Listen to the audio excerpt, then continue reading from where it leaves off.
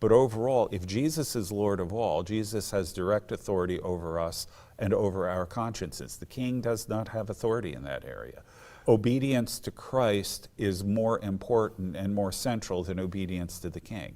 And most modern Christians understand that when it comes to something explicit like preaching the gospel or smuggling Bibles. You know, most Christians would be good with the state comes to you and says, stop believing in Jesus or stop praying to the Lord. It's you judge for yourself. Should I obey God rather than men? That seems very simple, but when it gets out into other areas of life, like whether you should spank your children or in China where parents are separated from the kids for providing a Christian education or things like that. What would you say to those Christians who are nervous about resisting state encroachments over things that are not explicitly the gospel? The reason that comes up is that Christians have a great tendency, it's really part of the modern world, to compartmentalize religion. Okay. Religion only fits certain categories. You know, it's about personal salvation, maybe it's about personal morality, maybe it's about something like abortion, but not much more than that. So what that means is you cede to the state authority in every other area except those. Right. But is that really what the message of the gospel is? Right. The answer is no. Right. Jesus talked about the gospel of the kingdom of God. And in case anybody has any doubts about this, in the last verse of Acts, Paul is still talking about the kingdom of God. It hasn't disappeared. Right. The kingdom is here.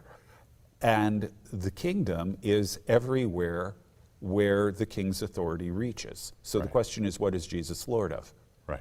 And if Jesus is Lord of all, which we say in our hymns all the time, then we have to recognize that Jesus' authority is over the state, that it's over every part of life, and we can't cede that to the state. So in the last verses of Matthew, where Jesus gives the Great Commission, he says we're to just go, disciple the nations, therefore go.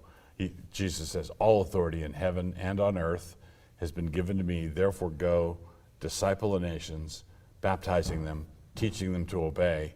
So our duty as Christians is to teach the king's obedience. Right. Right.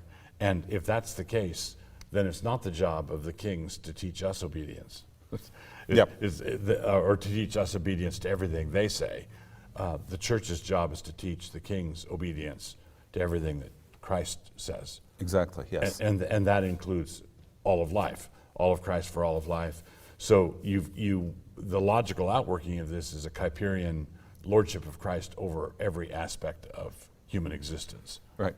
Yeah. So Kuyper talks about the idea of sphere sovereignty. Right. Which itself really comes about because of the early church existing independently of the government. But in sphere sovereignty, what he says is that there are different zones in life that are essentially autonomous, that govern their own affairs under Christ. Right.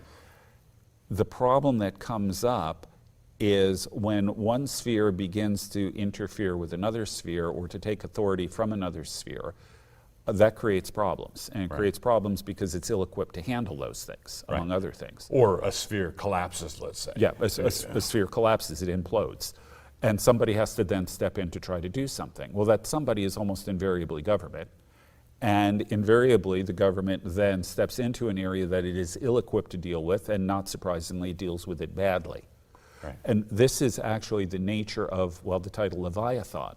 The idea is that it's like a sea creature with tentacles that extend into every area of life. What we've got in totalitarian governments, increasingly in our government, is a government that is claiming authority in all of these various areas of life. And they want to have cameras mounted everywhere. Right. Or you guys can't meet in church, or if you do, you have to maintain social distancing, wear masks, and can't sing. Right. So if there was ever a generation of Christians that needed a primer on resistance theory, developing the Christian faith over against the encroachments of government, it would appear to be our generation.